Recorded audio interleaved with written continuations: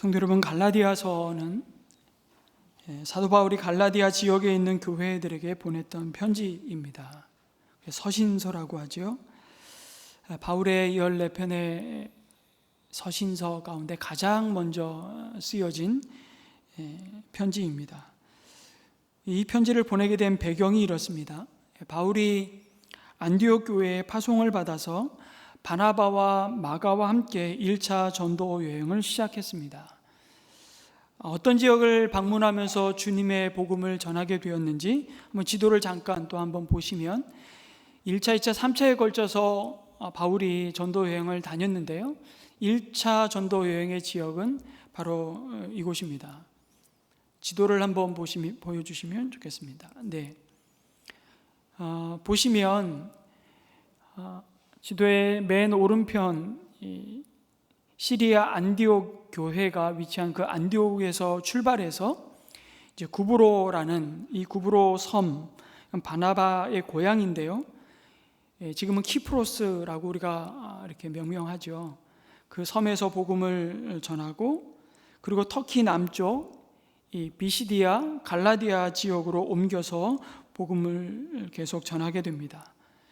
그 열매로 갈라디아 지역에 여러 교회가 세워졌습니다. 그리고 바울의 일행은 다시 그들을 파송한 안디옥 교회로 돌아와서 그동안 복음을 전하며 주님께서 행하셨던 놀라운 구원의 역사들을 보고하게 됩니다.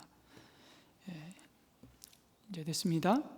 그런데 얼마 되지 않아서 이 복음을 전하고 예수님을 받아들였던, 그래서 교회 공동체를 세워졌던 갈라디아 지역 교회들로부터 대단히 가슴 아픈 소식을 듣게 되었습니다.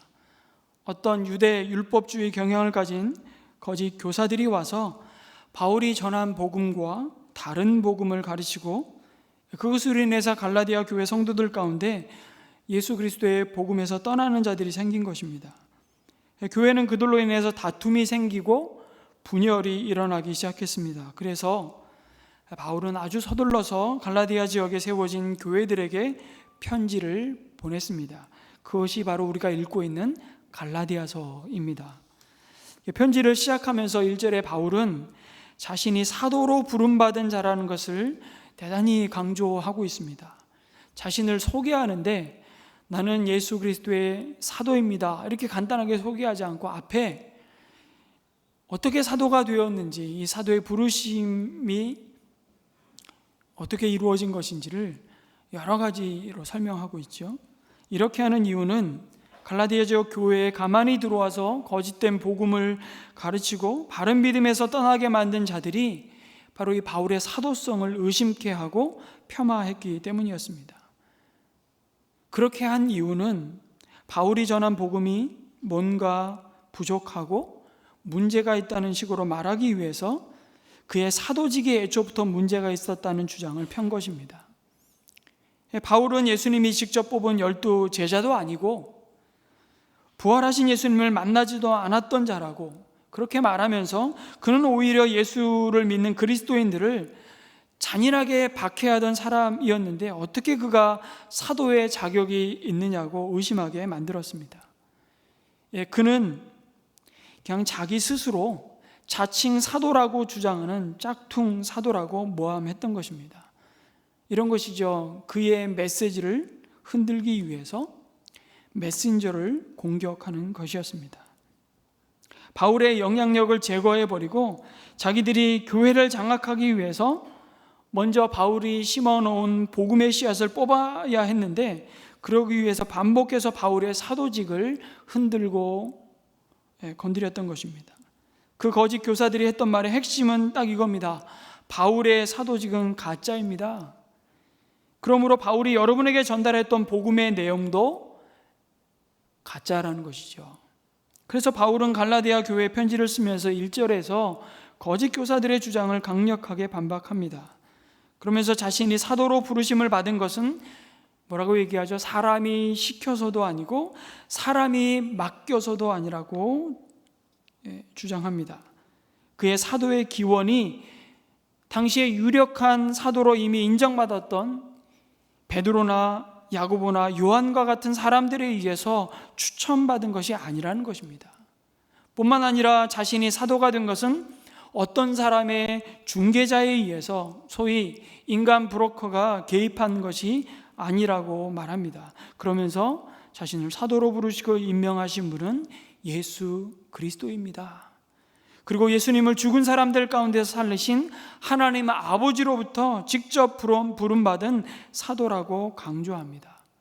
그것은 바로 예수 믿는 자들을 핍박하고 잡아 가두기 위해서 바울이 다메섹으로 향하던 도중에 부활하신 예수님을 만나고 본인도 전혀 예상하지 못한 순간에 하늘의 부르심을 받은 것을 말하는 것이었죠. 그 과정을, 그리고 어떻게 본인이 이제 복음의 사도로 너희들에게 복음을 전하게 되었는지, 그리고 이 복음이 무엇인지를 갈라디아서 2장, 3장, 4장, 5장에 걸쳐서 쭉 변증해 가고 있습니다.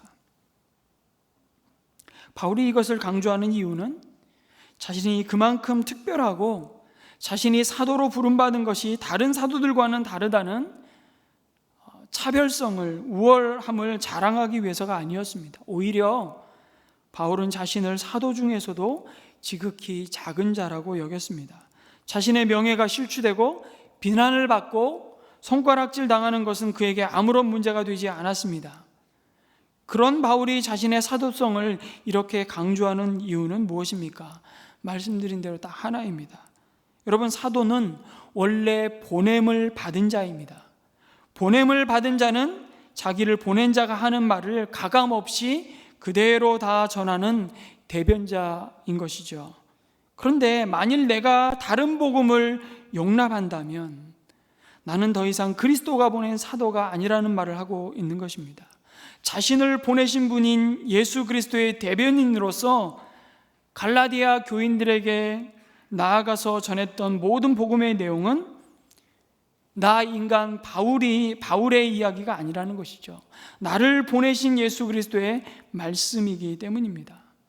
그들에게 전했던 복음은 나 바울이 나 스스로 임의로 내가 연구하고 공부해서 만든 것이 아니라고 말하고 있는 것입니다. 그 이야기를 지금 하고 있는 것이죠. 그래서 바울은 편지의 본론으로 들어가기 전에 자신이 하나님께로부터 받은 그 복음의 핵심이 무엇인지를 다시 말씀합니다. 여러분, 복음이 무엇입니까?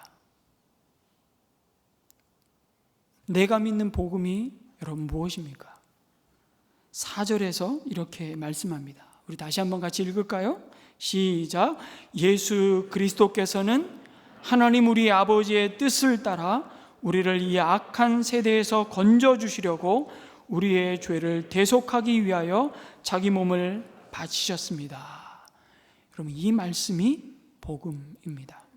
복음은 예수 그리스도께서 우리 죄를 사하시기 위해서 우리 대신 자기 자신의 몸을 속죄의 제물로 주신 사건입니다.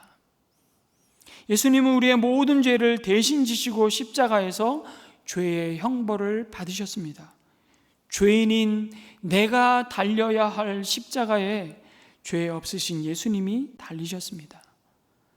여러분, 죄의 삭은, 그 죄의 열매와 결과는 사망이고 피 흘림이 없이는 죄사함이 없다고 하셨습니다. 그래서 짐승의 피로 죄사함의 제사를 드려야만 했죠. 그것이 구약의 율법이 가르쳤던 내용이었습니다. 그 모든 율법의 요구를 예수님은 십자가 위에서 자신의 피로 영원히 다 이루셨습니다. 그리고 죽음을 이기시고 부활하셔서 이제 주님의 죽으심을 나의 죽음으로 믿고 주님과 함께 내가 십자가에 못 박혔고 예수님을 나의 구원자로 받아들인 자에게 하나님은 값없이 영원한 생명을 주셨습니다. 그 믿음으로 우리를 의롭다 하시고 구원의 은혜를 선물로 주셨습니다. 뿐만 아니라 그렇게 예수님이 십자가에서 우리를 대신해서 속죄의 죽음을 당하신 목적은 뭐라고 얘기하냐면 이제 이 악한 세대에서 우리를 건져주시기 위함이라고 말씀합니다. 여러분, 하나님을 대적한 세상은 여전히 악합니다. 그리고 그 안에 살아가는 모든 인생은 끝없이 악한 길로 치닫습니다. 우리가 매일 뉴스에서 확인하는 내용이 그것이죠. 그러나 사실 그 어떤 해결책을 제시할 수 없습니다. 이 악한 세대에서 우리를 건질 수 있는 방법이 없습니다. 도덕도, 교육도, 정치도, 우리가 누리는 이 첨단 문명도, 그 어떤 인간의 이데올로기도 사람을 죄와 죽음에서 건질 수 없습니다. 여러분, 우리는 문명을 발달시키면 발달시킬수록 생명도 연장하는 것 같지만 동시에 죽음도 연장하고 더 빠르게 그 죽음을 앞당기고 있다는 사실을 우리는 보지 않습니까? 여러분, 모든 과학 문명의 발달은 여러분 어디서 가만히 보면 꽃을 피냐면 무기 만드는 데서 꽃을 피워요. 다 살상 무기 만드는 모든 기술에 문명은 총동원되고 있습니다. 생명도 연장하는 것 같지만 이 문명은 죽음을 더 고통스럽게, 우리의 삶에 더 가까운 곳에 죽음을 가져다주고 있는 문명을 우리는 살아가고 있습니다.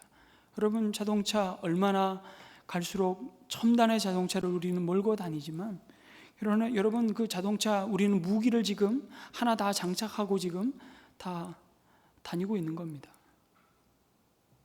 여러분, 그 어떤 문명도 우리를 죄와 그 죄가 가져다준 죽음에서 구원할 수 없다고 말씀합니다.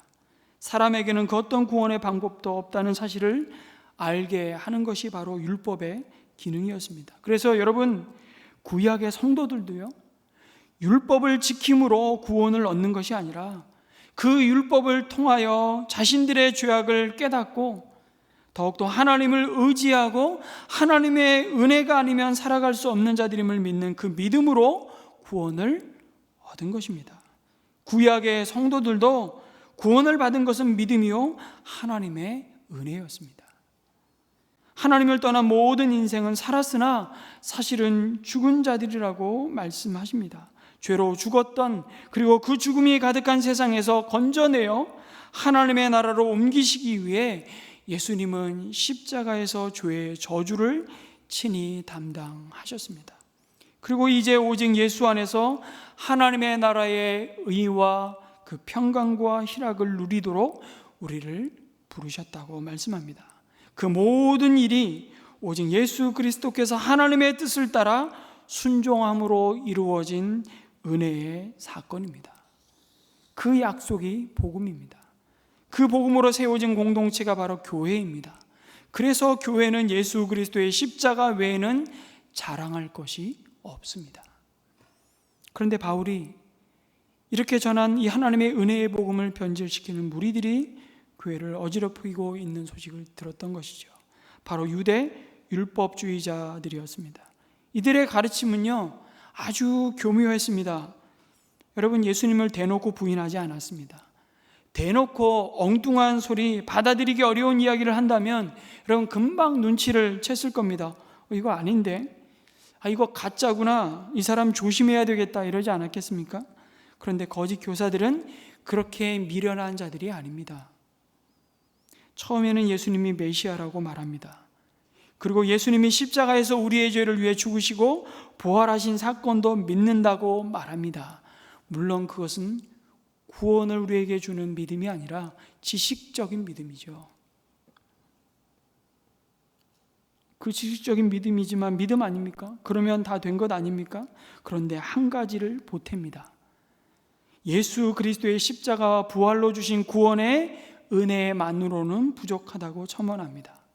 바울이 여러분에게 전했던 복음이 틀린 건 아니지만 2%가 부족하다고 말합니다. 여기에 한 가지가 더 필요하다고 말하죠. 여러분, 예나 지금이나 이 거짓 교사들은 원래 우리가 받아들인 바른 복음에 늘 뭔가를 보태든지 아니면 뭔가를 빼려고 시도합니다. 갈라디아 교회를 교란시키려 했던 거짓 선생들은 원래의 복음에 율법을 더했습니다. 행위를 더했습니다. 그것이 바로 할례로 대표되는 율법에 순종하는 것이었습니다. 이렇게 말하는 거예요. 아니 원래 율법도 하나님이 주신 거룩한 명령 아니겠습니까? 하나님이 선택한 이스라엘 선민이 구약시대 수천 년 동안 이 율법을 지키면서 살아오지 않았겠습니까? 바울의 말처럼 믿음으로 구원을 얻는다는 건 맞습니다. 그러나 거기에 만일 율법을 더한다면, 이 율법에 거룩한 행위를 더한다면 여러분의 구원이 얼마나 더 확실해지겠습니까? 아멘입니까? 여기서 아멘하면 안 됩니다. 이건 노멘입니다. 그들의 핵심적인 가르침은 누구든지 그리스도인이 되려면 먼저 율법을 지키고 유대인이 되어야 한다는 것이었습니다. 믿음도 좋지만 믿음의 행위를 더해서 나쁠 건 없지 않겠냐는 말이죠. 들어보면 굉장히 매력이 있습니다. 더 진짜처럼 들립니다. 왜냐하면 눈에 보이지 않는 것이 아니라 눈에 보이고 손에 만져지기 때문이죠. 그것은 사람의 종교성하고도 잘 맞아떨어집니다. 거기에는 자기 자랑이 있고 자기 만족이 있기 때문입니다. 여러분, 그러나 그걸 아셔야 됩니다. 복음에는 자기 자랑이 없습니다. 자기 자랑이 들어설 공간이 조금도 없습니다. 그래서 구원을 받는데 이 유사복음은 내가 뭔가 기여를 하는 게 있어야지 오히려 마음이 편한 것이에요. 그것은 한마디로 하나님의 백성이 되기 위해서, 구원을 받기 위해서는 예수님의 십자가로는 충분하지 않다는 것이었습니다. 예수님도 믿어야 하지만 그보다 먼저 모세 율법이 가르치는 그 할례를 행하고 음식을 구별하여 먹고 날과 절기를 지켜야 한다는 가르침이었습니다. 그 중에서도 유대인이 되는 가장 확실한 방법은 바로 할례를 받는 것이었습니다. 그래서 할례 이야기를 계속 갈라디아서에서 하고 있는 거예요. 그것이 구원의 근거이고 조건이었습니다. 바울이 이들이 가르친 것은 그리스도의 복음이 아니라 다른 복음일 뿐이며, 더 정확히 말하면 다른 복음은 없다고 단언합니다. 복음은 오직 하나입니다. 복음은 오직 예수 그리스도입니다. 예수가 우리의 유일한 구원자이십니다. 하나님은 우리의 구원을 위해 예수님 한 분만으로 충분하다고 말씀하시는데, 그들은 예수님만으로는 부족하다고 가르치는 것입니다. 결국 여러분, 끝에 가서 본색이 드러납니다. 그래서 이단인 것이죠. 달을 이자 끝단자. 처음에는 다 인정하는 듯이 말합니다. 나도 믿는다고 얘기합니다. 문제는 이들의 가르침을 듣고 갈라디아 교회 성도들의 믿음이 흔들리는 것입니다. 혼란스러워할 뿐만 아니라 이미 그들의 거짓 복음을 받아들이고 너무나도 빨리 떠나 참 복음에서 다른 복음으로 넘어가고 있다고 말합니다. 여러분, 여기서 떠난다는 의미는 사실 군사 용어입니다. 이것은 군인이 지켜야 할 자리를 떠나 탈영했다는 의미입니다. 다시 말해서 갈라디아 교인들 가운데 하나님을 떠나 배교의 길로 들어섰다는 것을 말합니다. 바울은 이 사실이 너무 놀랍다고 말하죠. 충격이었습니다. 그래서 바울은 통상적으로 교회에 보낸 편지에 늘 들어가야 할 감사와 그 교회를 위한 중보기도를 전혀 갈라디아서에서는 쓰지 않았습니다. 그냥 곧바로 그들을 책망합니다. 왜요? 그들을 정말 사랑하기 때문이죠. 복음으로 그들을 해산하는 수고를 통해 나았기 때문입니다. 여러분, 1차 전도 여행을 통해서 복음이 다녔던 그 복음의 현장 가운데 있었던 일들을 사도행전 13장과 14장을 읽어보면 자세히 나와 있습니다. 그 배경을 가지고 갈라디아서를 읽다 보면 여러분, 바울은 가는 곳마다 사실 유대인들로부터 핍박을 받았습니다. 한 번은 그들이 던진 돌에 맞아 기절을 하고 거의 죽게 되어 쓰러져 있는데, 죽은 줄 알았던 바울이 다시 깨어나서 복음을 전하기 위해 다시 성으로 들어가는 경험도 이야기를 하고 있습니다. 이쯤 되면 정말 징글징글 지긋지긋할 텐데, 그 수고로 예수님을 믿게 된 갈라디아 지역의 성도들이 지금 그 십자가와 부활의 복음을 버리고 율법을 지킴으로 스스로 의롭게 되고자 하는 자격과 공로의 율법주의로 돌아가는 모습을 보면서 피가 거꾸로 솟는 것입니다. 바울이 왜 이렇게 흥분합니까? 왜 이렇게 분노합니까? 예수 그리스도가 주신 은혜의 복음 외에는 다른 복음이 없기 때문입니다. 그런데 여전히 오늘 이 시대의 교회 속에도, 아니 2000년 교회 역사 속에 계속해서 다른 복음을 좇으며 바른 복음에서 떠나는 시험과 유혹이 교회를 흔들고 있습니다. 누구도 자신할 수 없습니다. 그래서 우리는 거듭거듭 다시 복음을 들어야 하고 붙잡아야 하는 것이죠. 여러분, 갈라디아 교인들이 왜 이렇게 속히, 이렇게 빠르게 다른 바른 복음에서 떠나 거짓된 가르침에 빠져 하나님을 배반하는 길로 넘어갔습니까? 여러분, 그 이유 가운데 하나는 바로 그들이 은혜로 받은 이 복음을 너무 가볍게 생각했기 때문이 아닐까. 사실 그들의 문제가 오늘 우리의 문제임을 또한 고백합니다. 많은 그리스도인들이 자신이 받은 복음을 너무 가볍게 취급하고 있습니다. 우리가 값없이 구원받았기 때문에 그 은혜를 가치 없는 것으로 생각하고 있지는 않는가 싶습니다. 그러나 주님의 보혈과 주님이 이루신 구원과 하나님이 우리를 부르신 이 부르심은 여러분, 값없이 주어진 선물이지만 결코 가치 없는 것이 아닙니다. 아니, 그것은 사실은 가치를 측량할 수 없는 은혜라고 말씀하시죠. 그 은혜를 베푸시기 위해 하나님 자신이 목숨을 버리셨기 때문입니다. 복음을 귀하게 여기지 않는다면, 그래서 언젠가 우리 인생의 고난이 찾아올 때, 유혹이 찾아올 때, 물질적인 유익이 찾아올 때 어쩌면 헌신짝 버리듯이 언제든지 복음을 버릴 수 있다고 바울은 탄식하며 경고하고 있는 것입니다. 여러분, 귀중한 복음을 우리가 값싼 은혜로 취급하고 받을 때 우리는 복음 아닌 다른 것에 관심을 두게 되죠. 과연 우리가 복음을 귀하게 여긴다면 육신의 질병이 큰 문제가 될까요?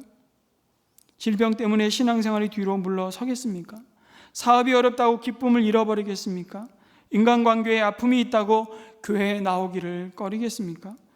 우리가 귀한 복음을 붙들 때, 여러분, 우리가 찬양으로 고백했던 것처럼 어떤 상황 속에서도 우리는 낙심하거나 절망하거나 두려워하지 않고 그 속에서도 우리는 하나님을 예배할 것입니다. 왜요? 이미 예수님이 십자가로 죄와 사망을 이기셨기 때문입니다. 아멘. 그리고 우리는 은혜로 그 승리를 함께 선물로 받았고 누리는 자이기 때문이죠. 바울은 다른 복음은 없으며 거짓 교사들이 가르친 것은 그리스도의 복음을 왜곡시키는 것일 뿐이라고 말씀합니다. 다시 묻고 싶습니다. 그리스도의 복음이 뭡니까? 오직 은혜로, 오직 믿음으로 구원받는다는 것입니다. 우리를 죄와 사망에서 건져내어 생명을 얻게 된 것은 우리의 노력과 자격이 아니라 전적인 하나님의 은혜라는 것입니다. 그 바른 복음이 담고 있는 내용을 에베소서 2장 8절 9절은 너무나 분명히 이렇게 증거하죠. 같이 또 한번 읽겠습니다. 시작. 여러분은 믿음을 통하여 은혜로 구원을 얻었습니다.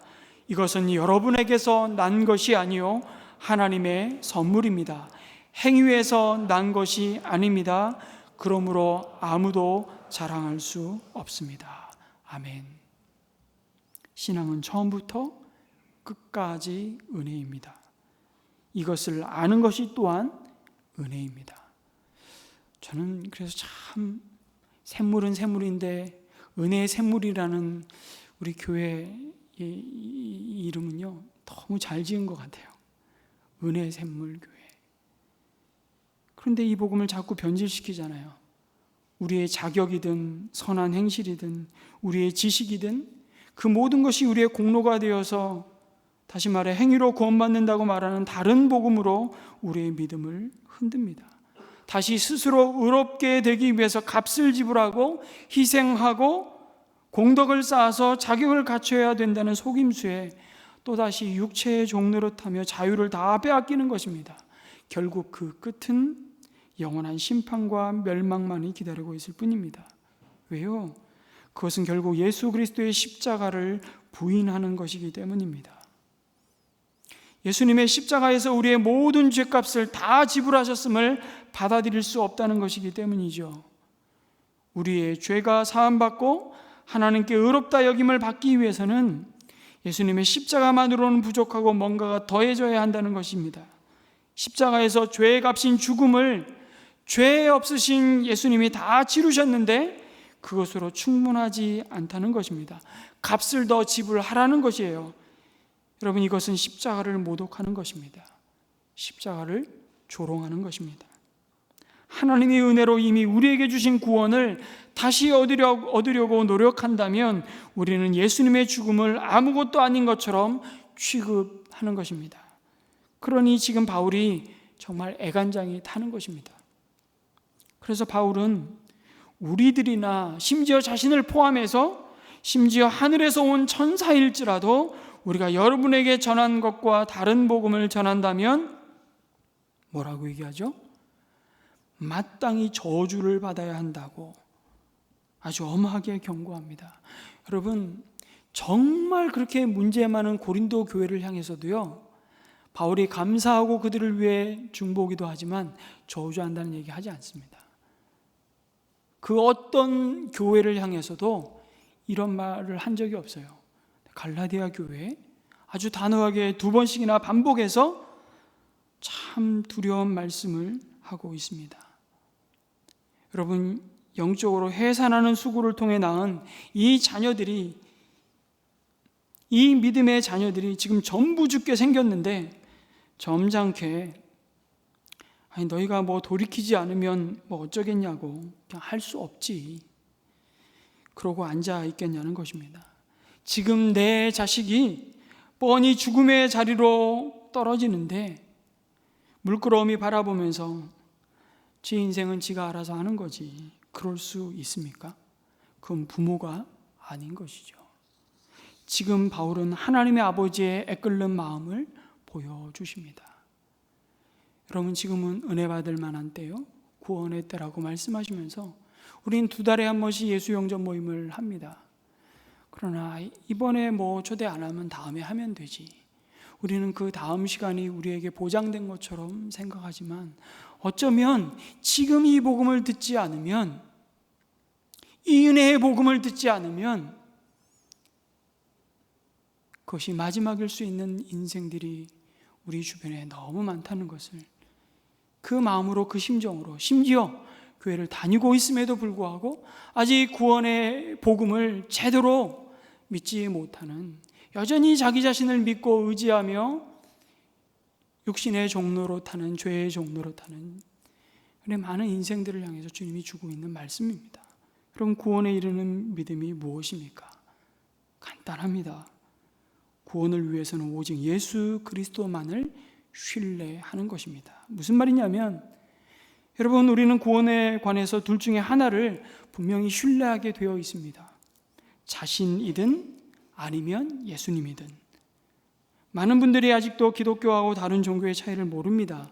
제일 크고 분명한 차이는 모든 종교는 다 자신을 신뢰해서 표현은 다르지만 극락에 가든지 천국을 가든지 구원을 얻든지 해탈을 하든지 다 자기 자신을 신뢰하는 것입니다. 내가 깨닫든지 내가 착하게 살든지 내가 뭘 체험하든지 아니면 정말 많은 업적을 쌓아 그 공로를 의지하든지, 그래서 다 나입니다. 그런데 예수님께서 오셔서 너희들 그렇게 정말 애쓰고 노력하면 조금의 진보는 있을지 모르지만, 아니 남들과 비교해서 조금 도덕적으로 살았다고 말할 수 있을지 모르지만, 그러나 천국 갈 정도의 이런 인격자, 그 정도의 마음은 안 돼. 그러니까 너희는 나를 믿으라고 말씀하십니다. 그래서 우리가 구원에 관해서 얘기할 때 그런 질문을 하지 않습니까? 당신은 오늘 밤 하나님이 당신을 부르신다면 천국 갈 것 같습니까? 지옥 갈 것 같습니까? 그러면 담대하게 확신을 가지고 저는 천국 갈 것 같습니다, 이렇게 말씀하시는 분이 계십니다. 그래서 왜 그러세요? 어디서 그런 확신과 자신감이 생기셨습니까? 하고 물으면 이렇게 대답하는 것이죠. 그래도 난 교회도 옛날부터 다녔고 주님의 뜻대로 살려고 애도 썼고 가능하면 남도 도왔고 세례도 받았고 꾸준히 성경도 읽고 기도도 하고 그런 얘기를 계속 읊어댑니다. 근데 여러분, 이분은 지금 누구를 신뢰하고 있습니까? 예수님이에요? 자신이에요? 자신입니다. 그럼 그런 마음이야 물론 고맙지만은 그렇다고 해서 천국 갈 정도로 거룩한 삶을 살고 그 정도의 인격자가 되었겠습니까? 아니죠. 천국은 여러분 완전해야 들어갑니다. 그러나 이 땅의 모든 인생은 죄를 범하였으며 하나님의 영광에 이르지 못한다라고 말씀하시죠. 그 완전함을 우리의 인격으로, 우리의 행위로 이룰 수 있는 인생은 단 한 사람도 없기에 사람의 몸을 입고 이 땅에 예수님이 오셨다고 말씀하십니다. 어떤 분에게 물으면 난 못 갈 것 같습니다. 왜 못 가신다고 생각하시나요? 여러분, 교회 밖에 사람이 아니고요, 교회를 다니고 있는 성도에게 물어보는데 못 간다는 겁니다. 그러면서 하시는 말씀이 글쎄 난 아직도 성경도 잘 모르고 술, 담배도 못 끊고 교회를 위해 봉사한 것도 없고 세례도 아직 안 받았고 기도도 잘 할 줄 모르고 계속해서 이야기합니다. 가만히 얘기를 들어보시면 이분은 지금 누굴 신뢰하고 있습니까? 예수님이에요? 자신이에요? 여전히 자신입니다. 천국 갈 수 있다는 분이나 나는 천국 갈 수 없을 것 같다라고 말하는 분이나 여전히 다 자신을 기준 삼고 자신을 의지하고 그것이 구원에 이르는 근거와 자격이라고 말하고 있는 거죠. 여러분, 그럼 술, 담배 끊고 성경 읽고 교회 봉사도 하고 세례 받으면 천국 갈 수 있다는 거 아니에요. 그래서 내가 애쓰고 노력하면 조금의 변화는 있지만 그럼 천국 갈 정도의 인격자는 죽어도 못 됩니다. 이렇게 말해야 됩니다. 나는 천국 갈 정도의 완전한 삶은 못 삽니다. 그것을 인정하고 그 다음에 예수님께서 오셔서 그 완전한 삶을 사셨고 그리고 이분이 내가 받을 죄값을 다 치르셨다고 하니 이제는 내가 이분만을 신뢰하겠습니다. 그리고서 신뢰의 대상을 나로부터 예수님께로 옮기는 것입니다. 이것이 구원 얻는 믿음입니다. 그러면 우리가 착한 일도 하고 봉사도 하고 전도도 하는 거 이건 뭐냐? 그건 뭐냐면요, 구원을 선물로 받고 난 다음에 감사의 표시입니다. 구원을 선물로 받고 나니까 하나님께서 이렇게 귀한 선물을 주셨는데 나도 주를 위해 뭐 좀 주고 싶고 하고 싶어져서 봉사도 하게 되는 거고요. 그 다음에 하나님께서 내 죄를 정말 이렇게 용서해 주셨는데 나도 용서해야지. 그래서 남도 용서가 되는 거고, 하나님께서 내게 정말 이런 사랑을 보여주셨는데 나도 사랑을 해야 되지 않겠나. 그래서 사랑하게 되는 것입니다. 그것도 내 힘으로 하는 것이 아니고요, 내 안에 계신 거룩한 성령의 주시는 은혜를 따라 그 힘으로 주님이 우리에게 보여주신 그 모습을 닮아가는 것이죠. 그래서 우리가 찬양하는 거 아닙니까? 그 예수님의 성품이 나의 인격이 되게 하시고 성령님의 권능이 나의 능력이 되어서 오늘도 우리가 하나님의 나라에 속한 백성으로서의 그 복음에 합당한 삶, 그 복음에 능력 있는 삶을 살도록 성령 하나님이 우리 안에서 그 소원을 주시고 그 소원을 따라 살 수 있는 능력도 공급하신다고 약속하십니다. 여러분, 그 사실 믿으십니까? 그래서 그 감사의 표시로 우리가 하는 그 행함이 구원의 조건이 아니라는 것입니다. 그런데 우리는 다시 우리의 행위를 공로 삼아 뭔가를 하고 이루어야 된다고, 자격을 갖춰야 된다고 열심을 내죠.